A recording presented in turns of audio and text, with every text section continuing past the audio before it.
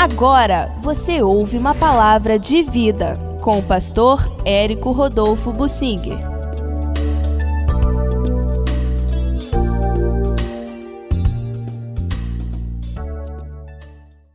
O apóstolo Pedro, a comida e a obra de Deus. Nós aprendemos nos textos bíblicos com aquilo que é falado claramente. A Bíblia tem mandamentos, a Bíblia tem afirmações claras, a Bíblia tem exortações, profecias e a Bíblia tem exemplos também. Nós aprendemos analisando a história que está registrada na Bíblia. Eu quero me reportar, por exemplo, ao apóstolo Pedro, quando ele estava dando aquele giro pelo litoral. Ele deixou Jerusalém com aquelas dezenas de milhares de novos convertidos. Eles já tinham entrado numa certa estagnação, uma situação de estabilidade. Eram pessoas que já viviam um certo padrão de rotina religiosa em Jerusalém. Era uma rotina agradável, mas toda rotina é perigosa. Deus começou a separar os apóstolos para outras missões. Aquela igreja em Jerusalém acabou com a destruição da cidade.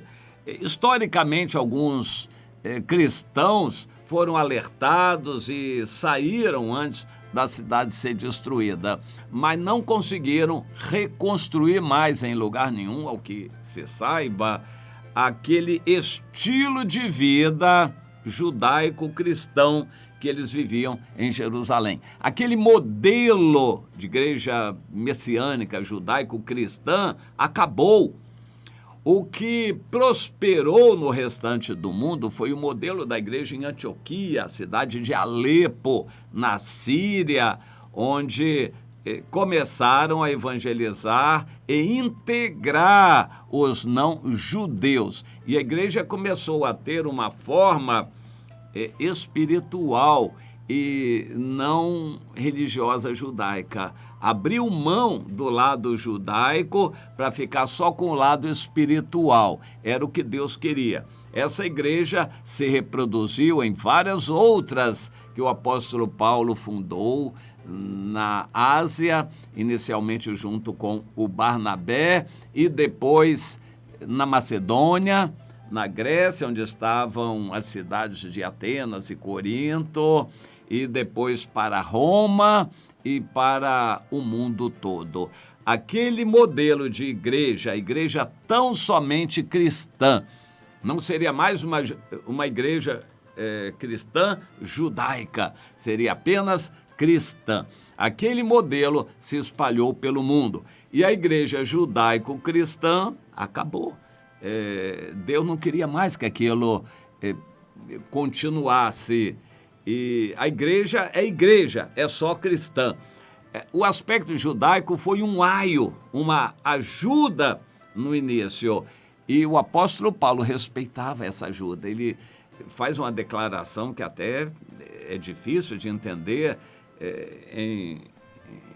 Em Romanos, ele diz: eu desejaria ser anátema de Cristo em benefício dos judeus. Eu amo a minha pátria, os judeus. Eu queria ter um ministério voltado para os judeus, mas o Senhor me tirou e enviou para os gentios. E, por fim, ele foi preso com grande ódio por esses mesmos judeus que ele tanto amou e a vida inteira perseguido por eles até a morte. Bom, o judaísmo foi um aio para a igreja no início. Não estou falando do Antigo Testamento, estou falando dos dias pós-Pentecostes em Jerusalém. O judaísmo serviu de aio e depois, quando o apóstolo Paulo ia pregar, primeiro ele começava a pregar para os judeus nas sinagogas, por onde quer que ele ia. E aquela sinagoga com o ensinamento judaico era também um aio para começar a igreja. E na maior parte dos casos, os judeus se desligavam porque realmente rejeitavam os princípios do cristianismo. Então, o que prevaleceu foi a igreja cristã. Mas Deus já estava tirando os apóstolos. Em princípio, todos os apóstolos foram tirados de Jerusalém. E quem ficou como líder tinha um status de apóstolo, mas ele não era um apóstolo, era o irmão carnal de Jesus, o Tiago. O apóstolo Paulo diz que Jesus apareceu pessoalmente de uma forma especial para o Tiago.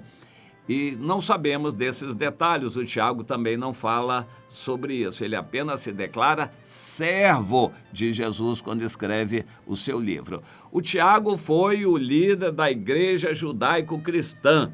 Ele era bastante judaizante, mas teve a mente aberta pelo Espírito Santo para compreender que a igreja era o cumprimento da profecia de Amós, do tabernáculo caído de Davi sendo levantado, erguido ou reerguido, para que o evangelho fosse levado para o mundo todo. Foi a ele, Tiago, o conhecido judaizante, que o Espírito Santo revelou essa grande revelação, que realmente é grande.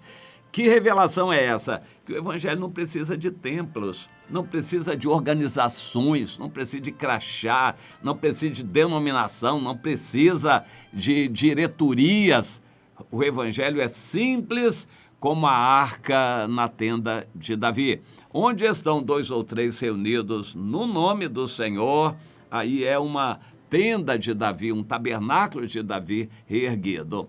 Foi o Tiago, por incrível que pareça, que teve esta revelação e que é tremenda. Infelizmente, até hoje, existem pessoas que não conseguem entender isso, acham que o importante é construir um templo e organizar uma igreja. Eles não valorizam tanto o que é espiritual, valorizam o que é formal, aparente, que as pessoas vão ver, infelizmente.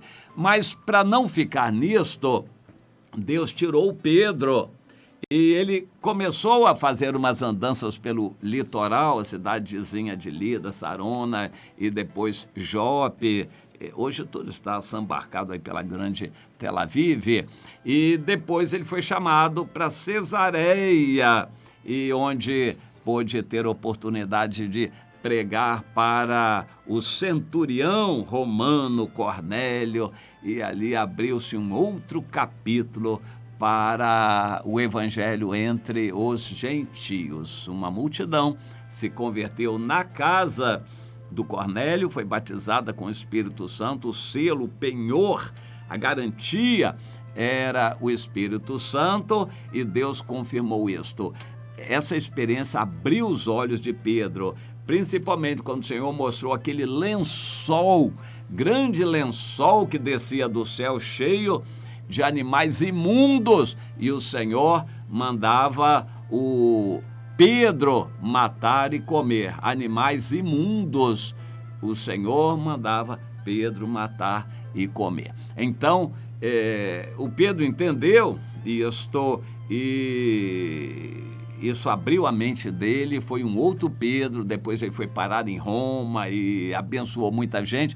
Os outros apóstolos também foram espalhados pelos gentios, o evangelho se espalhou. Eu quero encerrar com essa reflexão. No capítulo 10 de Atos, o Pedro estava com fome, e na hora da comida, o Pedro estava aguardando a comida. Aí, enquanto a comida era feita, ele subiu ao terraço e lá foi orar. Foi quando ele teve aquela grande revelação, com a barriga vazia, enquanto preparavam comida. Depois que veio a revelação, ele ficou pensando naquilo, pedindo esclarecimento a Deus, e apareceram os enviados do Cornélio, chamando para ele ir à casa do Cornélio. Provavelmente ele gastou um tempo com a revelação, com a interpretação, atendendo os enviados, e não comeu. Ele só foi comer depois. Eu quero focalizar isto. A comida não pode ser uma lei inexorável para nós. O cristão está acima dessas coisas todas. Jesus, de propósito, se retirava para locais desertos onde não havia comida, ficava ali muito tempo, se dedicando às coisas de Deus, inclusive para provar às pessoas que iam a ele se elas estavam valorizando o estar com Jesus mais do que a comida. De minha parte, eu sei de limites que me trazem muita tristeza. Se eu fizer uma reunião, um culto, 6 horas da manhã, e avisar os irmãos que o culto vai ser 6 horas da manhã, eu posso imaginar a quantidade de pessoas que vai estar ali. Se eu marcar o culto para meia-noite, eu também posso imaginar a quantidade de pessoas. Se o culto for no dia chuvoso e de frio, eu também posso imaginar quantos estarão ali comigo. Se eu marcar a reunião na hora do almoço, ou esticar a reunião, entrar a hora de almoço adentro, eu posso imaginar o que os irmãos vão pensar. Infelizmente, na cabeça de muitos, a obra de Deus não está acima da comida. A hora de comida é sagrada para eles, mas a obra de Deus não. A necessidade de outros não é tão importante quanto a comida. O Pedro tinha que entender isto. Para seguir a Jesus e andar com ele, muitas vezes ele passou fome, ficou um dia inteiro sem comer, para poder estar com Jesus. Ele aprendeu. Aqui ele estava com fome e queria comer, mas quando foi orar, Deus se revelou a ele e o Senhor quis mostrar aquela lição para ele. Vieram os mensageiros de Cornélio. Pedro deixou a comida de lado. A obra de Deus é mais importante. Que você tenha isso na sua mente, meu irmão, minha irmã. Se tem que atender uma pessoa, discipular alguém, se você tem que fazer uma visita, deixa a comida de lado. Ela passe a ser secundária na sua vida. A obra de Deus passe a ser a prioridade máxima na sua vida. Comece a valorizar isto, se é que você quer agradar a Deus e ser uma pessoa reconhecida pelo Senhor.